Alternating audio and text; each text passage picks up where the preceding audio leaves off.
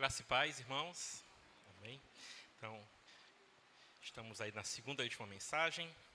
Vamos abrir então nossas Bíblias em Efésios, capítulo de número 1. A gente vai retomar esse texto e, como ontem, eu estarei lendo, tá bom? Os versículos conforme eu estiver expondo. Muito obrigado. Filipenses, Efésios, na verdade, é o que eu abri em cima de Filipenses. Efésios, capítulo de número 1, versículo de número 3 até o 14.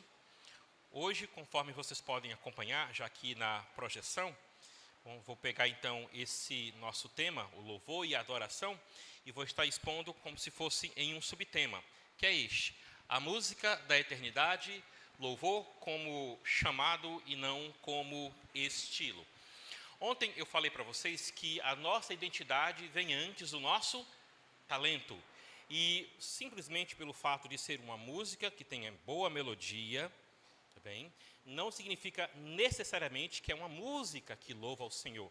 Se der certo, a gente vai passar ali 2 trechos pequenos de 2 músicas, ambas são belas composições, mas se a gente for atrás um pouco de saber quem são os seus compositores, nós vamos perceber que a música, ela não é amoral, a música, ela transmite, sim, desde ela impacta nossas emoções, como também ela é veículo de nosso pensamento, de nossas emoções. Então, são 2 melodias, a gente não vai ouvi-las todas, depois a gente pode mostrar para os irmãos lá no YouTube. Pode passar a primeira. Eu falo não como técnico, eu falo mais como um amador e um amante da música. Conhece essa música?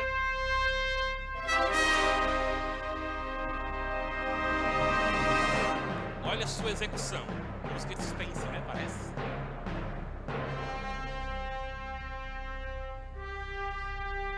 Só até o próximo. Pronto,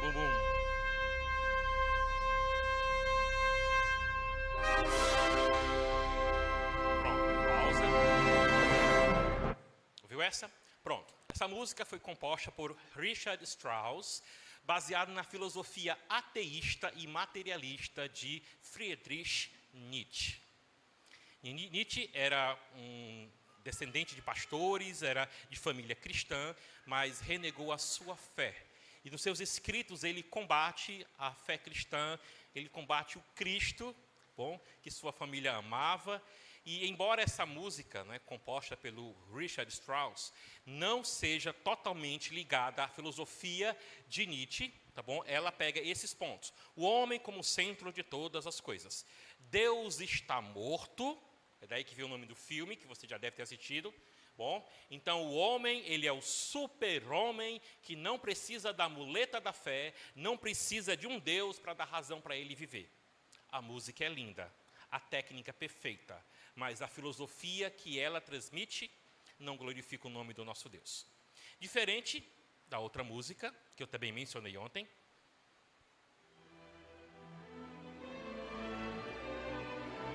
Não é música de casamento, embora às vezes a gente ouça em casamento e formatura, viu? Também mexe com as emoções.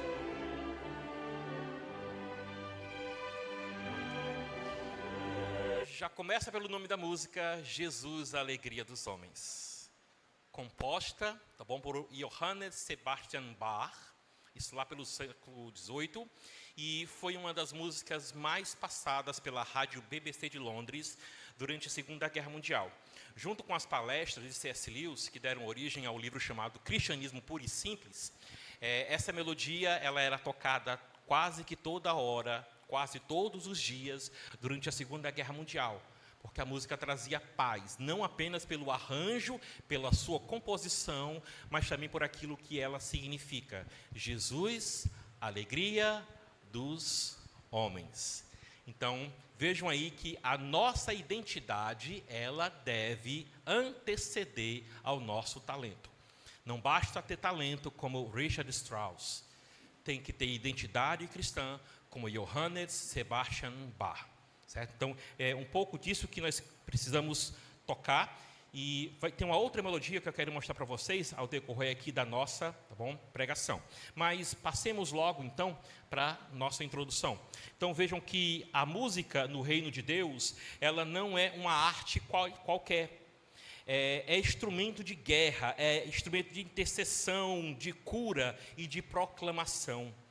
Em Efésios capítulo 1, Paulo não fala sobre estilos musicais, mas eu falei para vocês, de certo modo ele dá indícios para isso, porque como se fosse um quadro, cuja moldura é a expressão no versículo 3, bendito seja o Deus e Pai, e pegando a última frase do versículo 14, que encerra esse parágrafo aqui, nós temos a expressão em louvor da sua glória. Não fala de instrumentos musicais, mas aponta para o ato de adoração que ele deve ser feito não apenas por instrumentos musicais e vozes num canto muito bem ensaiados, mas toda a nossa existência, toda a nossa vida, esse ato de adoração ao nosso Deus.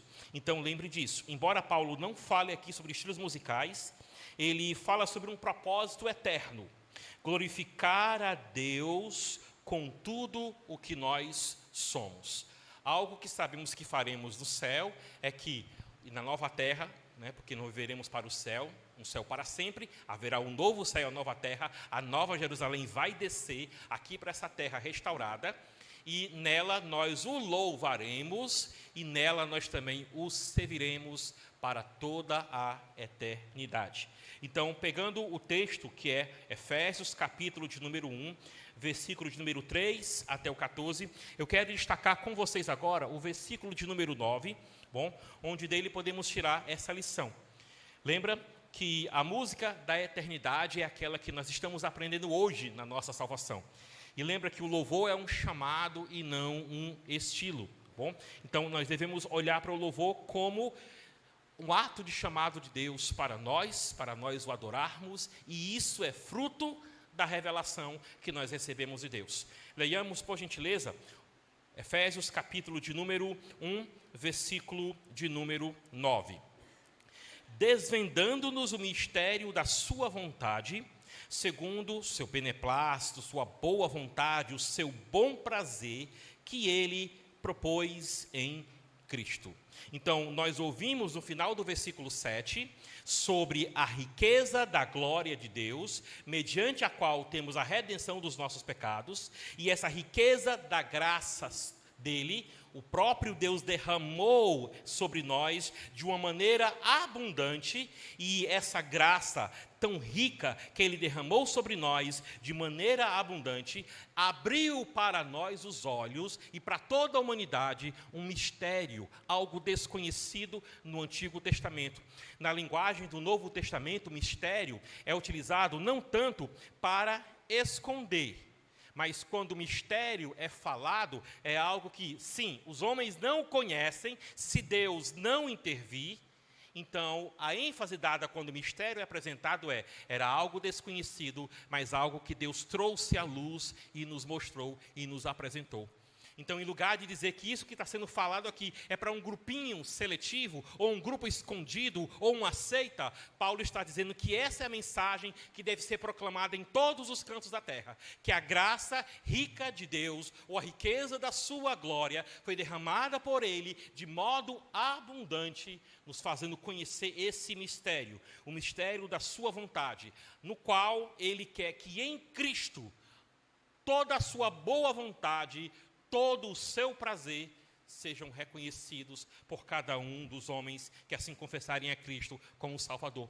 Daí, como é que nós podemos aprender um pouco mais sobre o louvor como um fruto da revelação de Deus? Lembra? Ele derramou a sua riqueza graciosa, ele derramou de forma abundante, ele fez isso através de Cristo Jesus para que nós o conhecêssemos. E conhecer a Deus não significa ter muito conhecimento guardado no cérebro, nem ter lido muitos livros, nem ter mesmo ter uma grande biblioteca em casa.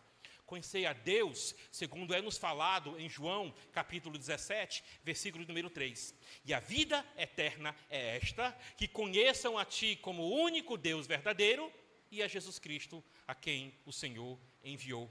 Então, o louvor é fruto da revelação de Deus para nós. Deus se fez conhecido a nós através de Cristo Jesus. E, de certo modo, essas mesmas ideias estão presentes lá no Salmo de número 103. Os irmãos podem me acompanhar, por gentileza? Salmo de número 103, nós podemos perceber que ao conhecer quem Deus é, em lugar de enfatizar o grande conhecimento que é dado, ou enfatizar que a pessoa agora é uma pessoa mais culta, conhecimento de Deus deve nos levar a louvar Ele, a louvar pelo que Ele é. Salmo de número 103, versículo de número 2 e 3. Bendiz, ó minha alma, ao Senhor, e não se esqueça de nenhum só dos seus benefícios. Ele é quem perdoa todas as tuas iniquidades, Ele é quem sara todas as tuas enfermidades. Então, quando você ouvir bendito seja, ou simplesmente bendito, é um alerta de que alguém está sendo louvado ou reconhecido pelo que ele tem feito. E o salmista aqui reconhece que o Senhor não se esquece de nenhum dos seus benefícios para com os seus servos. Não que Deus tenha uma dívida conosco, mas pelo prazer que Ele tem de se revelar a nós e de nós nos relacionarmos com Ele. Lembra? Ele não tem necessidade de nada, mas Ele escolhe fazer isso. Então, quando o salmista lembra de que Deus é aquele que não se esquece do que Ele tem prometido na sua palavra, Ele então fala para nós: bendiga o nome de Deus. Revelação produz então louvor. É isso que nós devemos entender, irmãos. Isso então significa que cada vez mais que você terminasse, a leitura anual das Escrituras, o que é que você deveria fazer? Louvar a Deus pelo tanto que você o conheceu naquele dia. Essa é uma prática, eu gosto muito dos puritanos, vocês vão ouvir muito falar dos puritanos através de mim. Se você pegar alguns livros de teologia, como por exemplo, o de um teólogo batista chamado Franklin Ferreira, ele conta que antes de começar a estudar as Escrituras e depois de estudar as Escrituras, os puritanos sempre começavam com uma canção em ato de adoração. Porque nós não estudamos teologia para ter título, nós não nos formamos em um seminário para sermos reconhecidos, sabemos o valor que isso tem, mas nós fazemos tudo isso para conhecer mais e melhor o Deus que se revelou a nós. Então, quanto mais você conhecer sobre Deus, como o salmista diz, Ele não se esquece de nenhum dos seus benefícios, Ele é quem perdoa as minhas iniquidades e é Ele que sara todas as minhas enfermidades. Reconhecendo o poder de Deus para agir assim, o salmista diz: bendiz, ó minha alma, ao Senhor. Daí nós podemos entender que para todos, não apenas para os pastores, os seminaristas, os diáconos, mas para todos, e aqui como é uma conferência de louvor e adoração, músicos, vocês têm que entender tanto de Bíblia quanto vocês sabem de acordes. Músicos, vocês precisam saber tanto de Bíblia quanto vocês sabem elevar o tom da sua voz para um tom a mais ou um tom a menos. Porque quanto mais nós conhecermos a Deus, o que deve ser produzido em nossas vidas? Mais louvor e mais adoração. Daí a profundidade espiritual que vai determinar a profundidade do louvor. Eu sei que todo mundo aqui gostou, né, da sequência que foi cantada, foi muito bom, hinos lá da infância, né, da juventude. Bom, embora eu ainda seja jovem, tá bom? Então, músicas que marcam a nossa vida. Músicas que nos acompanharam em momentos em que choramos, em que nos alegramos, em que pessoas foram agregadas ao corpo de Cristo, outras foram promovidas para a glória. Músicas que vão estar associadas a memórias bem afetivas. Todas essas melodias, tá bom? Tocadas aqui com profundidade musical, mas que nós também acreditamos que aquilo que foi tocado, aquilo que foi cantado, representa o que brotou do coração desses irmãos, como um profundo e verdadeiro ato de adoração a Deus. Então, você quer estudar teologia? Você vai estudar teologia para você conhecer mais a Deus e louvá-lo pelo que Ele é. Músicos, lembrem disso. A profundidade espiritual é que determina a profundidade do louvor que vocês apresentam a Deus. Vamos, por favor, para o Salmo de número 24. Eu vou deixar as outras referências, sempre para você estar lendo em casa, bom, estar associando aí ao que nós estamos falando. Salmo de número 24, versículos de números 3 e 4. Salmo de número 24, versículo 3 e 4. Nós temos as seguintes palavras: quem subirá ao monte do Senhor? Quem há de permanecer no seu santo monte? O que é limpo de mãos e puro de coração, e que não entrega a sua alma à falsidade, nem jura dolosamente. Esse capítulo é conhecido nos estudos bíblicos como, bom, a vinda do Rei da Glória. Bom, quem é que pode recepcionar esse Rei da Glória? São as pessoas que são mais abastadas, têm mais condições de vida, então, portanto, têm mais cultura. São pessoas que têm certos talentos que outros não têm. São pessoas que, pensando, por exemplo, eles conhecem melhor a Bíblia do que outros, ou então têm mais aptidão musical do que outras pessoas têm. Dentro da música, né, os irmãos que tocam, que cantam, conhecem a expressão do ouvido absoluto. O ouvido absoluto é aquele que sabe perceber as notas e variações mais profundas, tá bom? Que os ouvidos destreinados não conseguem alcançar. O ouvido absoluto é tanto útil para quem canta, como também para quem quer aprender idiomas, tá bom? Principalmente línguas tonais como o chinês. Eu estou estudando chinês, é o meu desafio para 2025. Né? Estou terminando o primeiro semestre, estou aprendendo chinês, entre outras coisas, para evangelizar os chineses que estão em Fortaleza. Tá bom? E eu tenho que ouvir música, eu tenho que treinar, eu tenho que tentar ter o ouvido absoluto para tentar perceber os tons, como da música, a língua chinesa e outras línguas também têm. Então, existem certas habilidades que você pode desenvolver, existem habilidades que talvez você tenha mais propensão do que outros para você, bom, estar exercendo.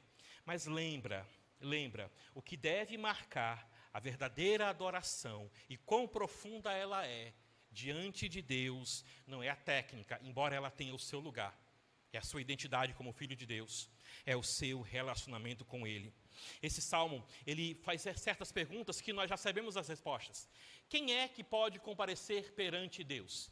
Quem é que pode ter as mãos limpas e o coração puro, da maneira como não apenas esse salmo, o Salmo 24 ensina, mas outras partes da Bíblia?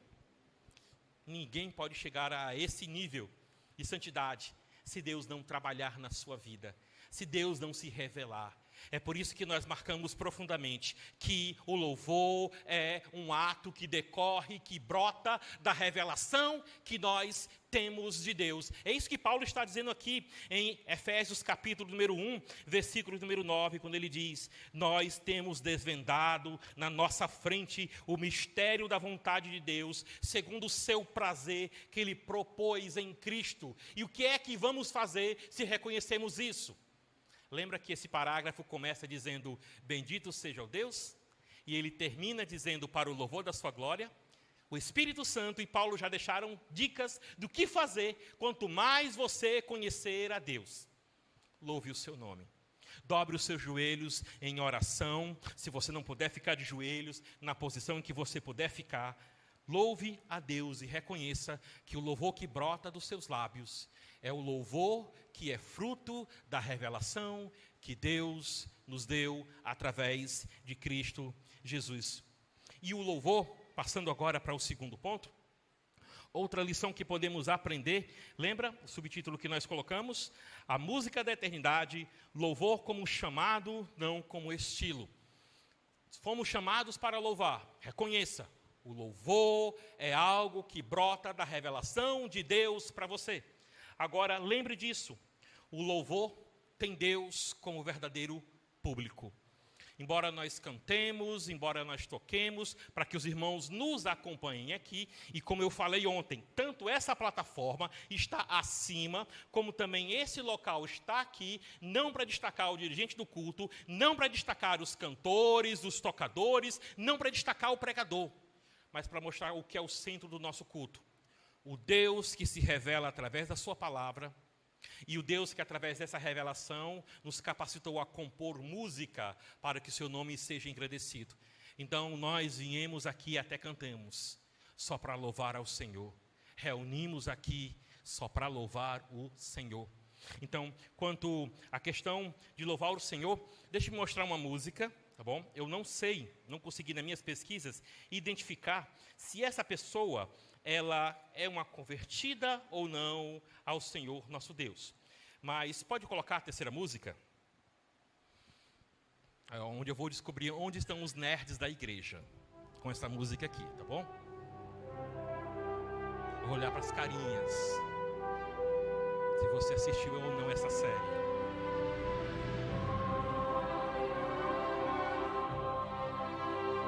Vou deixar um pouco mais porque tem que ter uma percepçãozinha a mais. Percebe suave, um ato de criação. Estou vendo caras ali que reconheceram qual é a série. Suave. Ela tem uma ideologia cristã por trás. Agora percebe isso aqui, ó. A música sai de uma suavidade e vai entrar numa certa ruptura. Percebem? Aí a ruptura é mais vista agora.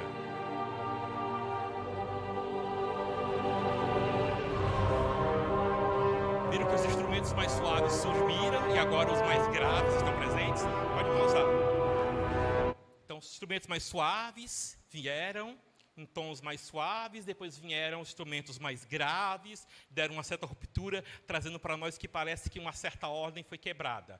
Depois, essa música que indica uma ruptura, ela é tomada pelas notas suaves, e aquilo que parece ter desmanchado uma suavidade, um plano original, na verdade, faz parte de um plano maior, de um plano que nós não conhecemos. Você já identificou isso com a Bíblia? Parece que o pecado entrou com uma disruptura ou uma ruptura, melhor dizendo, da suavidade da música de Deus. Mas, na verdade, pelo plano eterno de Deus que a gente não consegue entender em profundidade, por isso Paulo canta no final de Romanos capítulo 11, ó profundidade do conhecimento de Deus, quem primeiro a ele conheceu, ou melhor, o aconselhou, quem foi que deu a ele as dicas para fazer o que ele faz. Aí Paulo termina dizendo que para ele, por meio dele e para ele são todas as coisas. O pecado parece que entra na melodia de Deus e cria rupturas. Mas nós sabemos que o plano de Deus envolvia até mesmo isso. E aquelas rupturas nessa música fazem parte de um plano eterno. Bíblia? Não. Os Anéis de Poder, do Senhor dos Anéis. Tá bom? Pois é a música de abertura de uma série da Amazon Prime. Não estou ganhando nada deles, viu? Bom, e até trouxe para você saber. Essa música é baseada nesse livro, o Silmarillion. É como se fosse o livro de Gênesis do Senhor dos Anéis. E o primeiro capítulo fala que, o personagem lá que é identificado como o nosso Deus, chamado Eru, ou Ilúvatar, cria o mundo da Terra-média através de música, mas vem uma criatura dele chamada Melkor, e no meio dessa música da criação, coloca rupturas que parecem manchar o plano original. Mas Ilúvatar, que representa o nosso Deus, pega até mesmo aquela ruptura e diz, eu vou utilizar isso para a minha melodia final. Pois é, o Senhor dos Anéis e o Silmarillion são obras que têm um contexto e influência totalmente cristãs, tá bom? Totalmente cristãs. E eu deixei anotado aqui, bom, a pessoa que compôs, eu volto a dizer, eu não sei se ela é cristã ou não, mas a pessoa que compôs a música que está aí por trás, ela é reconhecida por ter feito também outras melodias. Eu não parei para ouvir as outras melodias, mas eu sei que essa daí que ele fez, tá bom? Essa daí tem uma cosmovisão cristã. É um homem chamado Howard Shore. Ele fez a introdução dessa série chamada Anéis de Poder. Ele também fez parte da trilha sonora de Outlander, The Walking Dead e outras séries que nós conhecemos. Eu não sei o quanto esse homem leu a Bíblia ou se ele é cristão, mas eu sei que nessa música ele acertou. A técnica, a beleza e a verdade naquilo que é tocado. Tá bem? Então, nós temos aí alguns indícios, né, do que deve ter na boa música para a glória de Deus. A técnica é importante, a qualidade é importante, mas a verdade de Deus precisa estar presente. Por quê? Porque o louvor tem Deus como seu verdadeiro público. Como é que a gente pode entender isso melhor? Vamos, por favor, para o versículo de número 12. Lembra? Bendito Deus, no versículo 3, para o louvor da sua glória, no versículo 14, e, no versículo 12, louvor. A fim de sermos para louvor da sua glória, nós, os que de antemão esperamos em Cristo. Só corroborando aquilo que já falamos. Adoração, louvor, deve brotar daqueles que conhecem a revelação de Deus nas Escrituras e em Cristo Jesus.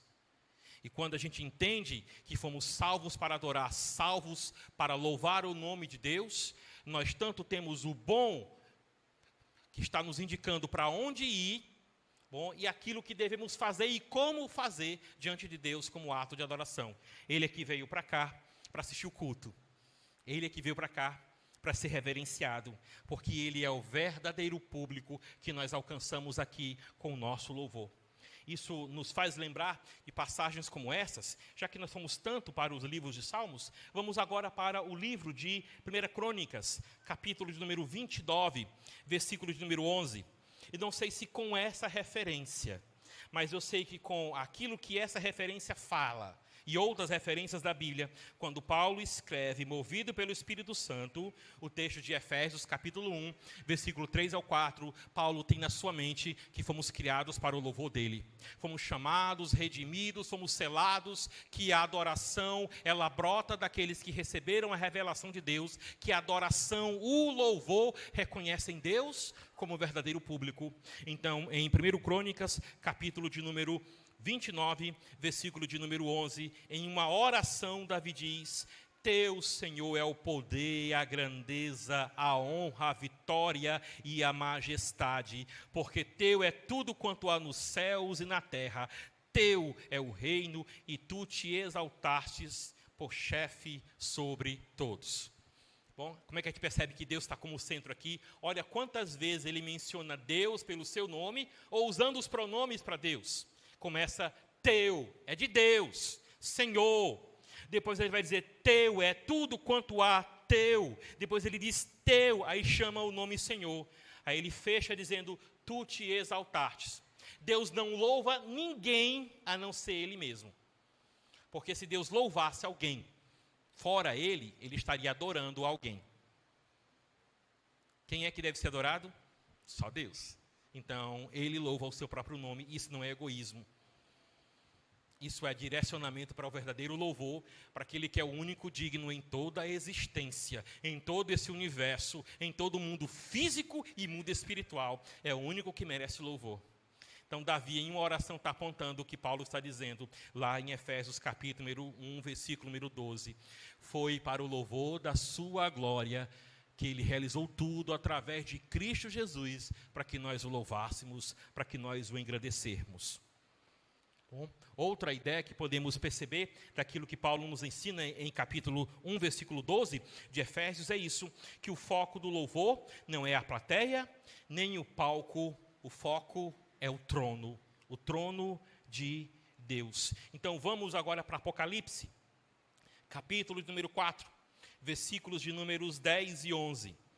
Bom, o livro de Apocalipse, como eu falei para vocês, eles mostram o que faremos na glória. Lá no finalzinho, capítulo 22, diz que os seus servos os servirão. Então vamos trabalhar. O céu não será um lugar monótono, será um lugar de crescimento, de desenvolvimento. O que faremos, faremos para a glória de Deus. Aí eu quero até deixar para vocês aqui a dica de um livro da editora Batista Regular, chamada O Céu. É de um homem chamado Randy Alcorn, certo? Esse livro é tido hoje, entre os americanos, evangélicos e de outras nações, como o melhor livro que nos fala o que é que vai ser o céu e como é que nós viveremos no céu. Lá no céu, a imagem secular é de que vai estar todo mundo de branco, mãozinha dobrada, dizendo amém. Em uma música que parece aquelas que a gente ouve às vezes em shopping, né? Bem relaxante. O céu é lugar dinâmico, o céu é um lugar onde há serviço. O que é que nós vamos fazer? Alguns detalhes são dados em algumas passagens da Bíblia. Mas, em resumo, nós vamos louvá-lo e nós vamos servi-lo. No caso de Apocalipse, capítulo 4, versículo número 10 e versículo número 11. Os 24 anciãos prostrar-se-ão diante daquele que se encontra sentado no trono, adorarão o que vive pelos séculos dos séculos e depositarão as suas coroas diante do trono, proclamando. Sem entrar no mérito de quem são esses 24 anciãos, há quem diga que é uma representação só da igreja, há quem diga que é uma representação de Israel, há quem diga que é uma representação de Israel e da igreja. O fato é que Apocalipse 4 e 5, eles são uma quebra dentro da organização do livro. O capítulo 1 tem Jesus se manifestando a João na ilha de Patmos. Capítulo 2, 3 fala sobre as 7 igrejas da Ásia Menor. Capítulo número 6, a abertura dos selos, até chegar no capítulo 20, onde vamos ter juízo final. 21 e 22 falam do novo céu e da nova terra. O capítulo 4 e 5 está fora de ordem. É muito interessante, é uma ruptura. É algo que deveria estar depois do 22, mas está aqui por algumas razões. Uma delas é para nos mostrar como é que vai ser no céu. O fato é, isso aqui é no céu glorificando a Deus. Independentemente de quem são os 24 anciãos, esse é um dos louvores que nós ouviremos no céu. Tu és digno, Senhor e Deus nosso, de receber a glória, a honra e o poder, porque todas as coisas tu criaste, sim, por causa da tua vontade, vieram a existir e foram criadas. Toda a existência, do começo ao fim, mesmo que a gente não entenda. Bom, isso envolve nossas lágrimas no mundo de hoje, isso envolve permissão para que o mal e o pecado existam. Nós não entendemos e não temos explicação para tudo, mas nós sabemos que existe um Deus todo-poderoso, que não peca, não há variação nele, que conduz toda essa história para a sua glória e também para o bem das suas criaturas, para o bem da sua criação. Não é à toa que, embora esse mundo seja purificado por fogo, esse mundo vai voltar a existir.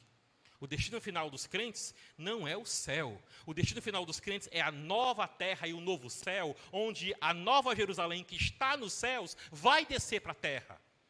E por que ele faz tudo isso? Porque somos bonzinhos e merecemos? Não.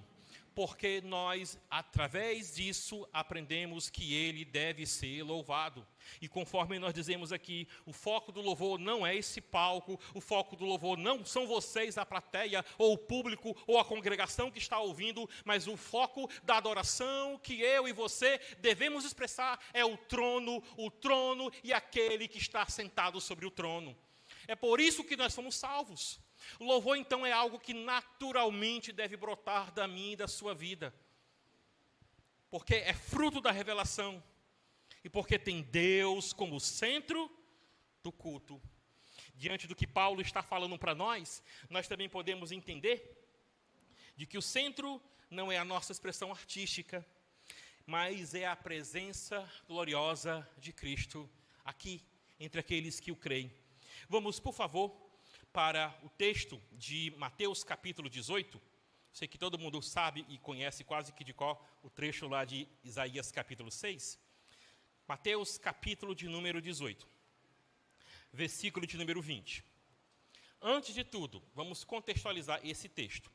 Esse texto está aqui seguindo basicamente, tá bom? A indicação de Cristo explicando quem é o maior no reino dos céus, que são os versículos 1 a 5. Depois ele fala sobre os tropeços, que não devemos colocar tropeços naqueles que são dele.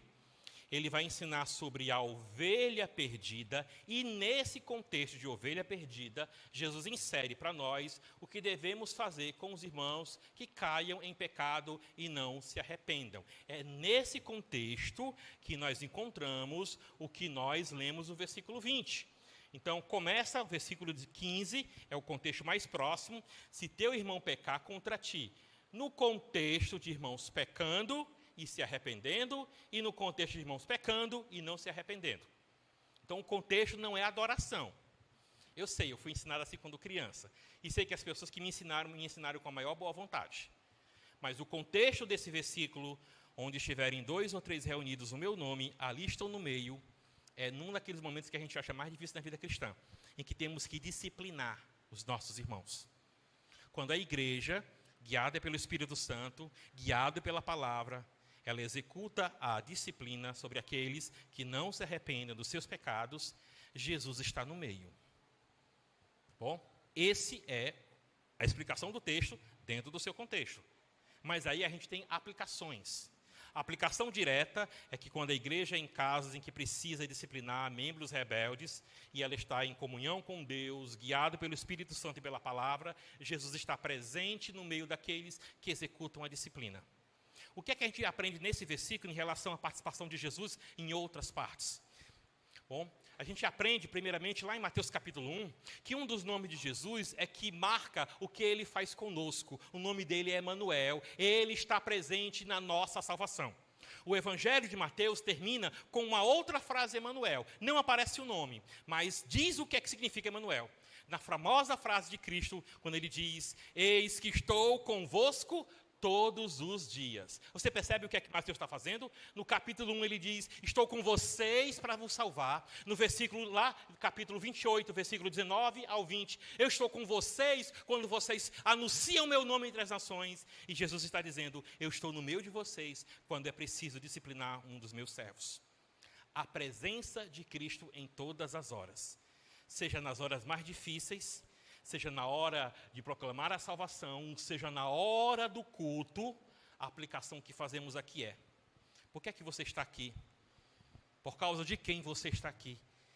Por causa de quem você deve ser fiel? Por causa de quem você deve passar por todas as dificuldades?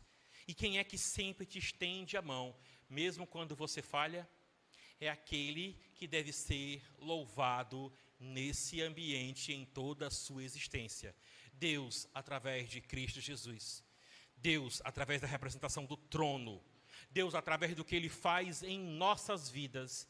Ele é o único, no final das contas, que merece toda a honra e todo o louvor. Então, lembra disso. É fruto da revelação dEle. E isso aponta para mim e para você lembrarmos que Deus é o alvo daquilo que fazemos aqui. Para nós encerrarmos, de algum modo está ligado com o que eu falei ontem, nos versículos 13 e 14. Mas esses versículos são tão ricos que dá para explorar um pouco mais hoje. Então, ontem falamos que nós adoramos porque nós somos selados por Deus com seu Espírito Santo. Pegando esses mesmos versículos, trazendo para nós, lembra do subtítulo? A música da eternidade, o louvor como chamado, não como estilo. Fomos chamados por Deus, então a adoração brota da nossa convenção, da revelação de Deus em nossas vidas. Ele é o único que está ali no centro para ser adorado e reconhecido aqui.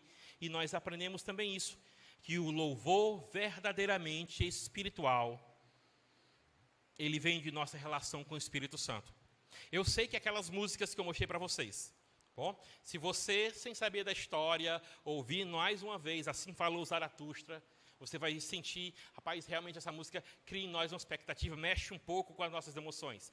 Jesus, a alegria dos homens, traz uma certa leveza para nós. Aquela música que eu mostrei para vocês, a abertura de Os Anéis de Poder, ela também mexe um pouco com a gente. Tá bom? Você pode até ver que eu amei, mais uma vez, o louvor daqui. Tá bom? E vejo como os irmãos se entregam, louvam a Deus com suas vozes, louvam a Deus com suas palmas, louvam a Deus com a expressão corporal. Né? A gente não tem tanto a dança quanto Miriam fez lá na saída do Egito, né? Mas a gente faz assim, né? Se a gente que é pastor, a gente não pode ficar assim, mas você olha que o pastor fica assim, ó. Né? Eu não estou falando pastor Cleciano, não, nem do pastor de mim, nem certo dos outros pastores aqui. É porque a música mexe, é porque a música me emociona e dá vontade. O culto tem ordem, tem decência, mas ele mexe tanto com a gente que dá vontade de a gente se entregar de todo o corpo, com toda a expressão corporal e vocal para a glória de Deus. Há uma ordem aqui, nesse culto, há uma ordem. Decência nesse culto, mas é muito interessante, tá bom? Nós percebemos que quando nós nos entregamos a Deus, brotando dos nossos lábios o verdadeiro louvor, esse verdadeiro louvor vai vir tanto naquele que no seu cantinho, está lá, sem mexer, ou naqueles como o pastor que bate o pé, certo? Seja a maneira como você está expressando. Se você tem relação com o Espírito Santo, você está ministrando na presença de Deus, o verdadeiro louvor que agrada ao nome dEle. Então, leiamos mais uma vez, Efésios, capítulo de número 1, versículos de números 13 e 14, para vermos um pouco mais sobre a nossa relação com o Espírito Santo. Efésios, capítulo de número 1, fechando aí os versículos 13 e 14. Em quem também vocês, depois que ouviram a palavra da verdade, o evangelho da vossa salvação, tendo nele crido, fostes selados com o Santo Espírito da promessa, o qual é o penhor da nossa herança, até o resgate da sua propriedade, em louvor da sua glória. Então, ele elimina, através da ação do Espírito Santo, toda incerteza, insegurança ou dúvida que possam brotar nos nossos corações. Se você, como eu fui alcançado por Cristo com 8 anos de idade, então vivi basicamente o final da minha infância, a minha adolescência, a minha juventude e a minha fase adulta, até agora nos caminhos do Senhor. E se você é um daqueles que passou por isso, você, digamos, é filho de crente, digamos assim, as pessoas às vezes pensam que pelo fato de não termos bebido, usado drogas ou tido outros comportamentos, nós não passamos por dificuldades. Nós não passamos por algum tipo de crise espiritual. Eu não sei quantos de vocês já passaram pela crise espiritual de achar que, por que eu sou salvo? Como é que eu posso ter certeza da minha salvação? Eu olho para mim, eu não valho nada. Por que é que Jesus me salvou? Aí eu lembro das minhas músicas, minha avó na Assembleia de Deus cantava: "Oh, porque Jesus me ama, eu não posso te explicar." Eu lembro que o primeiro refrão, ou melhor, a primeira estrofe dizia: "Longe do Senhor eu andava, pobre cego era eu, pois Jesus não perguntava, nem queria saber do seu amor." Aí o refrão diz: "Oh, porque Jesus me ama, eu não posso te explicar." Então, eu posso dizer que, como talvez representando alguns que viveram a infância aqui na igreja, passei por crises de fé. Passei por crises onde me perguntava, por que Jesus me salvou? O que é que eu tenho diferente do outro? Eu não tenho nada diferente do outro. Então, se você foi daqueles que já teve momentos de duvidar da sua própria certeza de salvação, se você é daqueles que já passou pela situação de dizer, como eu sei que o Espírito Santo está na minha vida?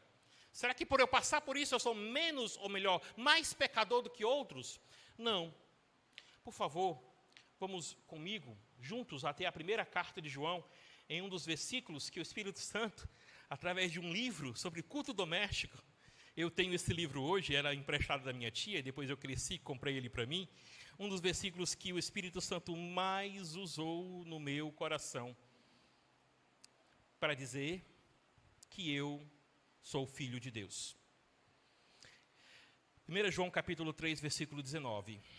"E nisto conhecemos que somos da verdade, bem como perante Ele tranquilizaremos o nosso coração.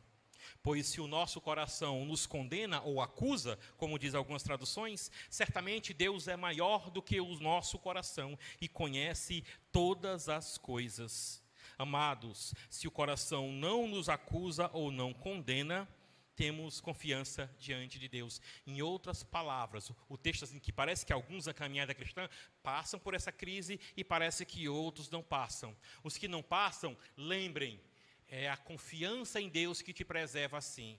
Aqueles que passam em algum momento por alguma crise de coração, alguma crise espiritual, e dizem, por que é que Deus me ama? Ou você é tão pecador, fez tantas coisas horríveis, por que é que você acha que Deus te perdoou? Aí o texto diz, se o nosso coração nos condena, maior é Deus do que os nossos corações. Deus é maior do que as nossas dúvidas. Deus é maior do que as nossas limitações.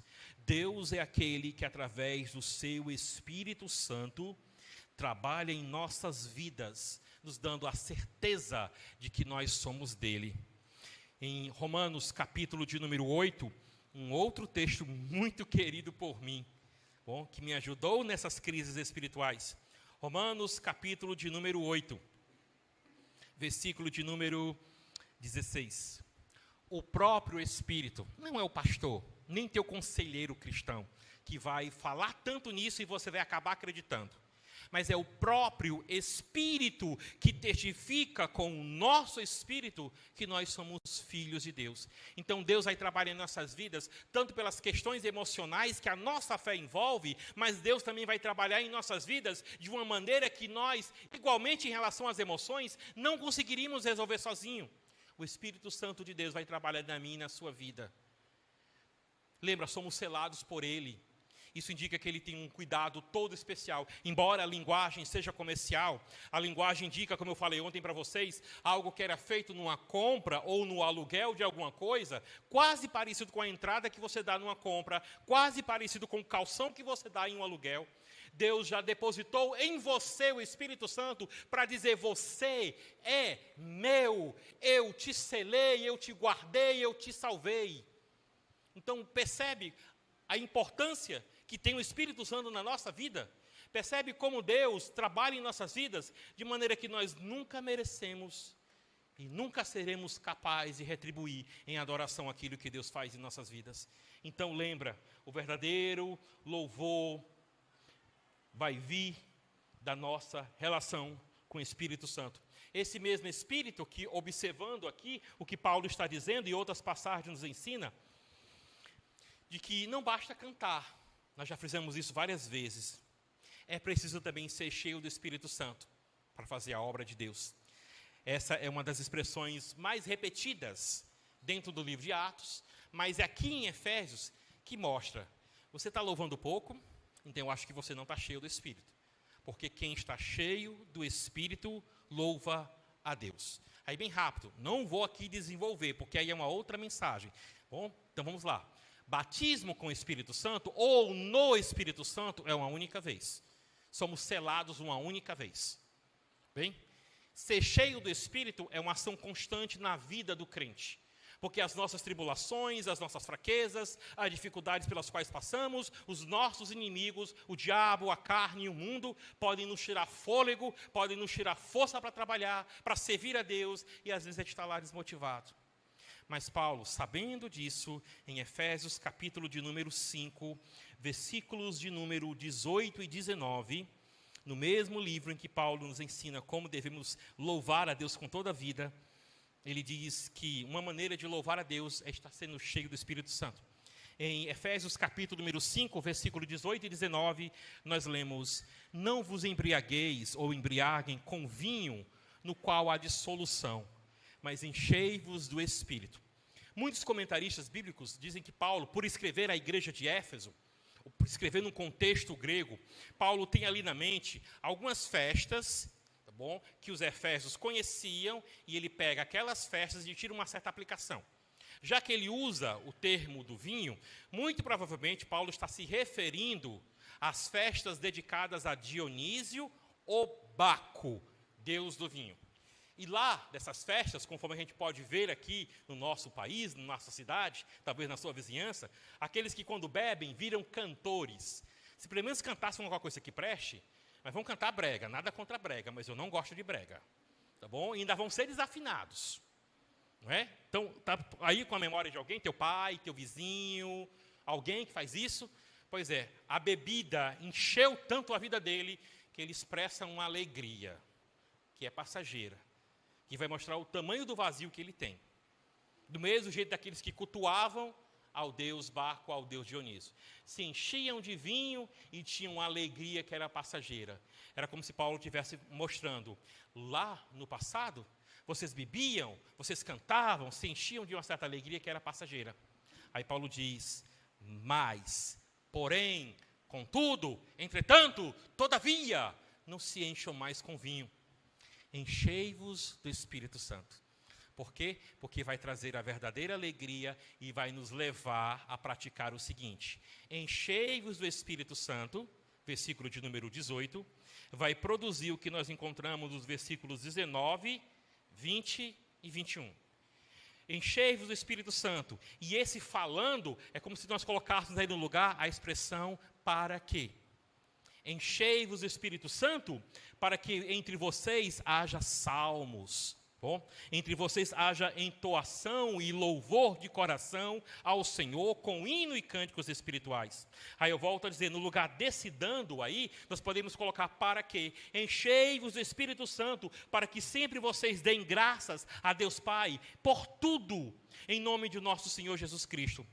E se é difícil a gente praticar a sujeição a Cristo e à palavra e aos nossos líderes espirituais, e se é difícil haver a verdadeira sujeição no casamento, sabe o que é que está faltando? ser cheio do Espírito Santo. Porque a última parte diz: enchei-vos do Espírito Santo, para que sujeitai-vos uns aos outros no temor de Cristo. Aqui é a sujeição geral, de respeito e de cuidado um para com o outro. A sujeição no casamento vem depois, a partir do versículo de número 22. Mas está ligado. Está ligado. Então você está vendo o que é que ser cheio do Espírito Santo vai produzir na sua vida?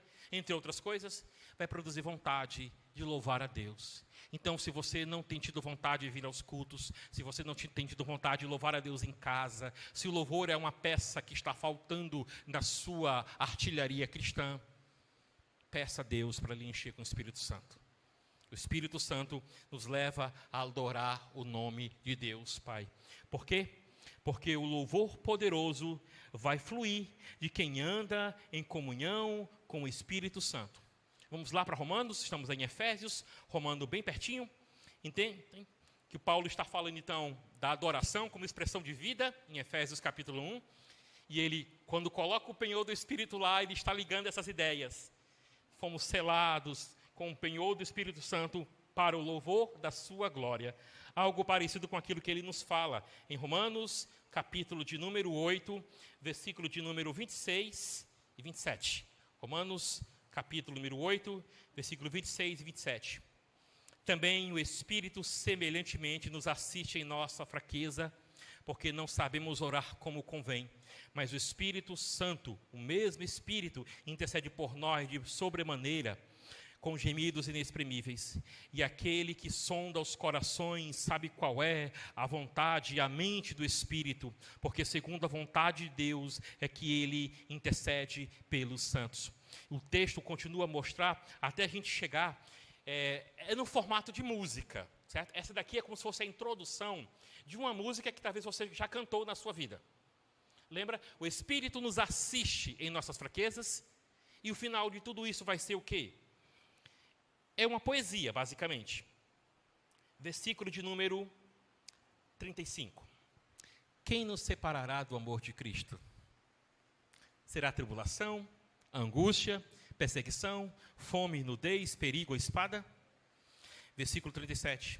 Em todas estas coisas somos, porém, mais que vencedores por meio daquele que nos amou.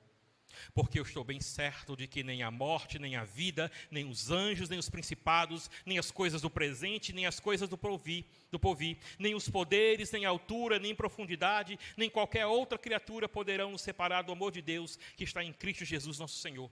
O contexto começa descrevendo alguém que está tão fraco que não consegue nem adorar, nem orar, melhor dizendo. Aí o Espírito Santo intercede por nós com gemidos inexprimíveis. Quando ele faz isso, temos a intercessão do próprio Espírito de Deus por nós, além da intercessão do Filho de Deus. Qual é o resultado disso? Eu não sei se isso aqui era uma música, mas faz tão bem cantar: quem nos separará do amor de Deus? E essa certeza é produzida em nós, quando nós menos achamos que somos dignos do amor de Deus, ou quando mais fracos estamos. Então é o Espírito Santo que nessa hora nos enche dele e nos capacita a produzir o verdadeiro louvor. Porque é isso que o Espírito Santo faz na adoração a Deus. Ele não vem ungir egos, mas as vidas entregues a Deus. O louvor é ungido, se você usar essa expressão, porque a pessoa que está cantando foi ungida com o Espírito Santo. É isso que a gente tem aqui. O louvor, a música. Você sentiu a unção de Deus? Porque as pessoas que estão entoando esse cântico têm essa relação com o Espírito Santo. Foram também ungidos pelo Espírito Santo, cheios do Espírito Santo. Então podem ministrar conforme a ação do Espírito Santo na minha e na sua vida. Entrando agora em algumas aplicações, para nós já estarmos encerrando. Louvar a Deus é mais do que cantar, é existir para Ele. Por isso você foi salvo, por isso você conheceu o Evangelho, por isso você tem a revelação de Deus à sua mão. A revelação nos leva a louvar. Lembra também disto, o músico cristão foi chamado para ecoar o som do céu aqui na terra. Se de certo modo aquela música, assim falou Zaratustra, embora bela, é demoníaca, porque o arranjo musical é lindo, mas o que está por trás é horrível. É terrível você ver algo bom criado para a glória de Deus sendo usado para divinizar o homem. É aí que a gente vê a verdadeira idolatria. Que algo que era para ser colocado aos pés de Deus está sendo colocado para o homem ser engrandecido. Como é que os nossos músicos podem fugir disso? Lembra que para quem você está cantando é para Deus, então o louvor do céu deve ecoar aqui na terra através da sua voz e dos seus acordes. E, por fim, quem vive para a glória de Deus transforma o que toca em adoração. Cada acorde que eles fizeram, cada nota que as irmãs e os irmãos aqui alcançaram, bom, tocou nossos corações, porque antes de tudo, tocou no trono, toca na glória de Deus, por isso reflete a glória de Deus para nós. Vamos baixar a cabeça e agradecer ao Senhor por nos ter chamado para louvarmos o seu nome. Santo Deus e Pai, como nós somos gratos por tua bondade em nossas vidas. Obrigado porque nos chamaste, obrigado porque o Senhor nos redimiu, obrigado porque o Senhor nos selou com teu Espírito Santo. E o que podemos fazer, Pai, diante de tudo isso? Reconhecer tua grandeza, nossa insignificância e expressarmos a ti o verdadeiro louvor. Louvor que como a mensagem, louvor que como as orações exaltam o teu nome e louvor que também pode alcançar as vidas aqui e transformá-las para a tua glória. Então vem usar os nossos músicos, vem usar nossos cantores, vem nos ajudar também com todos aqueles que estão por trás, controlando o microfone, a sonoplastia, tudo. Que toda essa equipe maravilhosa que o Senhor tem dado à igreja continue te servindo para a tua glória. Que nós possamos continuar firmes nesse propósito até o fim. Em nome de Cristo Jesus. Amém.